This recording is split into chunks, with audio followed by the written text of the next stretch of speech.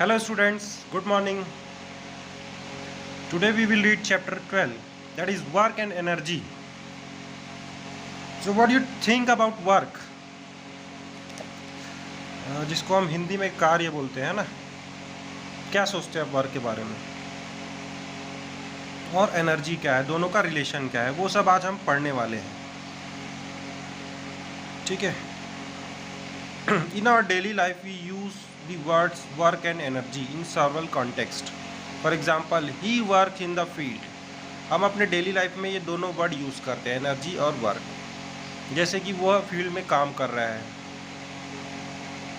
वह बहुत एनर्जेटिक है, he is very energetic etcetera.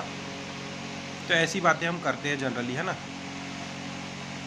Energy is needed to perform any kind of work. या फिर एनर्जी को हम क्या बोल सकते हैं, capability of doing work is called energy.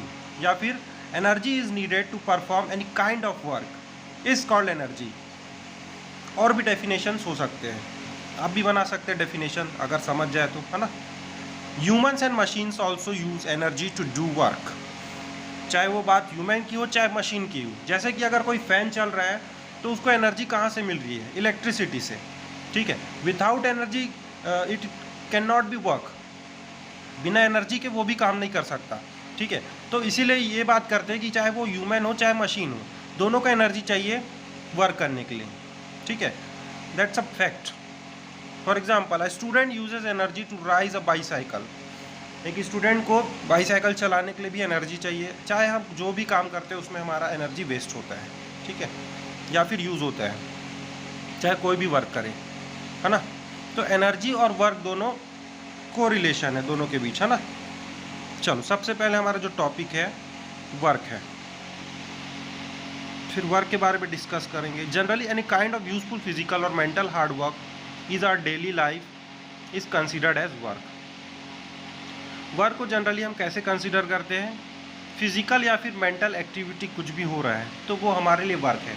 चाहे हम पढ़ रहे हैं, ठीक है, मेंटली हम उसमें अटैच है, या फिर कोई मूवी देख रहे हैं, वो भी हमारे लिए वर्क है, क्योंकि उसमें भी हमारा एनर्जी यूज़ हो रहा है. हम जाग रहे हैं तो हमारा एनर्जी यूज़ हो रहा है ना. तो वो भी एक काइंड ऑफ वर्क है. ऐसा नहीं कि जो सिर्फ काम करते हैं वही वर्क है.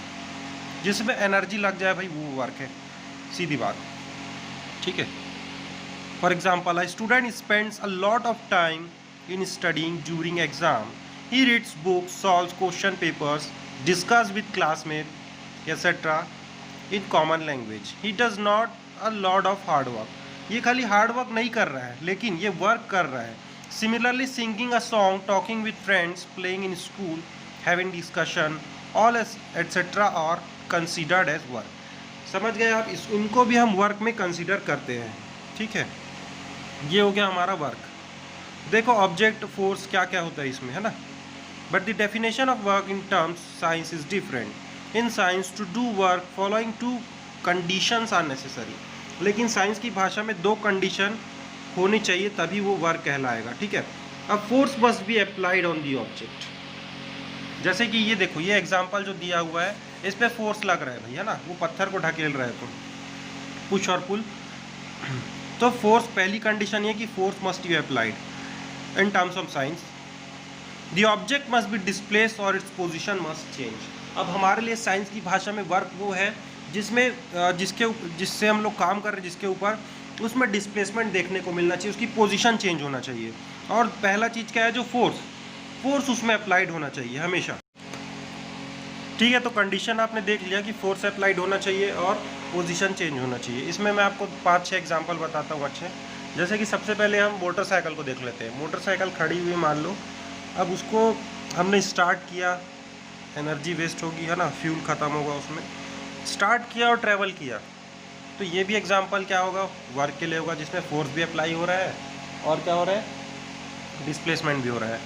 और जितने भी मोटरसाइकिल व्हीकल्स है वो तो एक एग्जांपल हो गए. दूसरा एग्जांपल क्या ले सकते हैं, जैसे कि टेबल में बुक रखा हुआ है, एक जगह से दूसरे जगह वो अगर ट्रैवल कर गया, ऐसे हमने उसमें फोर्स लगाया, धक्का दिया बुक को, तो एक जगह से दूसरे जगह ट्रैवल कर लिया. ये दूसरा एग्जाम्पल है. ये तीसरा एग्जाम्पल, पत्थर को हम ढकेलने की कोशिश कर रहे हैं और वो थोड़ा डिस्प्लेसमेंट हो गया. ठीक है.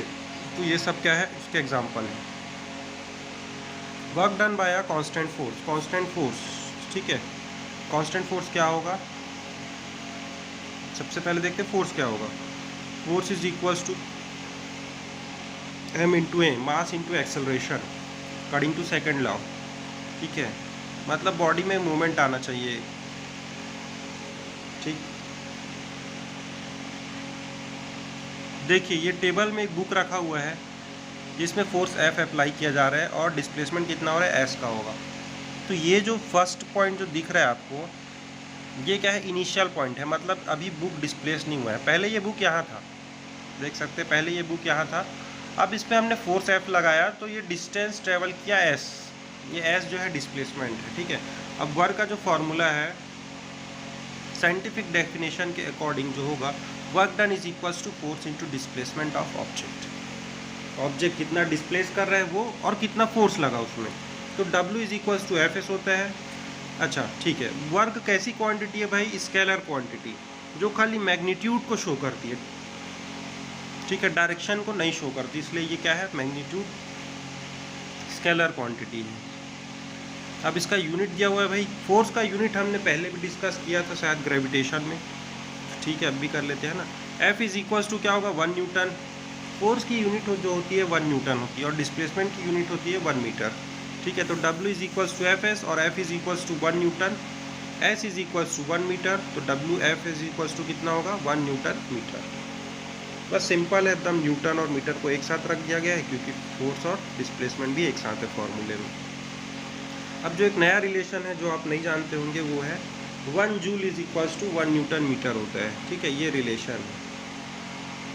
और 1 joule of the quantity of work which is done when 1 newton force is applied and 1 meter displacement takes place.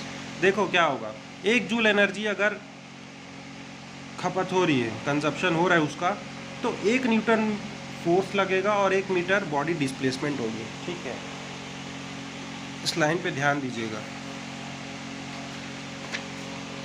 फिर एक एग्जांपल दिया हुआ है, देखो इसको सॉल्व कर लेते हैं हम। F की वैल्यू दी हुई है 4.5, S की वैल्यू 30 और फिर दोनों को हमने क्या किया है, अच्छा देखो S की वैल्यू ना 30 सेंटीमीटर दी हुई है। सबसे पहले मीटर में कन्वर्ट करेंगे जो 0.3 मीटर हो जाएगा, क्योंकि 1 meter is equals to 100 centimeter होता है। कैसे कन्वर्ट हुआ नहीं समझ आया तो पूछिएगा। तो W is equals to F S हो गया, तो हमारी वैल्यू कितनी आ गई, 1.35 जूल। ठीक है, और भी एग्जाम्पल है, सॉल्व करिएगा इसको, है ना।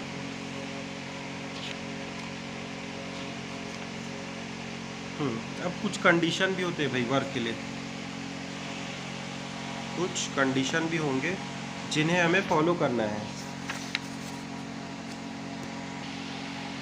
तो देखो क्या क्या कंडीशन फॉलो करना है, चलो एग्जांपल देखते हैं। अ box field with book is placed near a wall. ये बॉक्स बुक से भरा हुआ है जिसको दीवार की तरफ ढकेलना है ना, रख दिया गया है। Calculate the work done according to the equation W is equals to F S, और हमें इसमें इक्वेशन के हिसाब से क्या वर्क को निकालने बोला गया है, डिफाइंड वर्क बोला है ना। Think about several other situations, तो देखो इसमें भी ना सिचुएशन आ सकता है आपका, कैसा सिचुएशन आएगा उसको हम डिस्कस करेंगे। देखिए, suppose that you apply a force F on object, it moves a distance S before it stops. हमने क्या किया भाई, फोर्स अप्लाई किया तो ये यहाँ से यहाँ डिस्प्लेस हो गया। ठीक, अब देखो दीवार में चिपक रहा है ना वो, तो दीवार भी उसे ढकेलने की कोशिश कर रहा है, इसलिए फोर्स इनवर्ड भी लग रहा है और आउटवर्ड भी लग रहा है। हम उसे उधर ढकेलने की कोशिश कर रहे हैं और दीवार उसे वहीं रोक के रखा हुआ है ना। ऐसा ही होगा ना भाई, दीवार के सामने एक बॉक्स रख दिया हमने, तो बॉक्स को हम ढकेलने की कोशिश करेंगे, दीवार भी उसे ढकेलने की कोशिश करेगा। ऐसा सपोज कीजिए, क्योंकि इधर से भी फोर्स F लग रहा है, इधर से भी, तब क्या होगा, when you exert a force F on the object, it displace in the direction of force, hence the work done by the force is positive. अगर हम कोई भी ऑब्जेक्ट में फोर्स लगाते हैं और वो डिस्प्लेस हो जाता है फोर्स के डायरेक्शन में, मतलब जिधर से फोर्स लगा रहे उस डायरेक्शन में हो जाता है, तो वो पॉजिटिव वर्क कहलाता है। दूसरा कंडीशन है force of friction F acts on a object in the direction opposite to the direction of motion. और कभी मोशन के अपोजिट अगर कोई फोर्स काम करता है, जैसे कि ये दीवार में हम इसे ढकेलने की कोशिश कर रहे हैं लेकिन फ्रिक्शन अपोज कर रहे हैं, तो वो होगा हमारे लिए निगेटिव वर्क। ठीक है, कंडीशन है इसमें भी। Here the angle between both of them is 180 degree. 180 degree angle होना चाहिए। देखो ये जो एंगल है वो कितना है, 180 डिग्री ना, फ्लैट है, तो ये होगा हमारे लिए निगेटिव फोर्स। ठीक है, ये दूसरा टॉपिक था। एक और अब एक्टिविटीज़ दी हुई है, उसको एक डिस्कस कर लेते हैं, बाकी एनर्जी हम नेक्स्ट क्लास में पढ़ने वाले हैं। ठीक है, एक मैं क्वेश्चंस बता देता हूँ आपको, है ना। On rolling a spherical object, it displays a distance of 4 meter, frictional force of 15 meter. देखो जब भी फ्रिक्शनल फोर्स देगा ना, मतलब वो निगेटिव वर्क है, समझ जाना। ठीक है, सबसे बड़ा हिंट है फ्रिक्शनल फोर्स। अभी जो हमने पिछला क्वेश्चन सॉल्व किया था पॉजिटिव वर्क था, अब निगेटिव वर्क निकालेंगे। जो गिवन है लिख लिया हमने। ठीक है, W is equals to F S होता है, लेकिन फ्रिक्शनल फोर्स दिया इसलिए हम माइनस अप्लाई करेंगे और हमारा आंसर भी माइनस में आएगा। बस इतना ही करना है, इतने चेंजेस होंगे अगर फ्रिक्शनल फोर्स आपको क्वेश्चन में दिखता है तो, अदरवाइज क्वेश्चन सेम बनने वाला है। Okay, thank you. Next part हम अगले क्लास में करेंगे।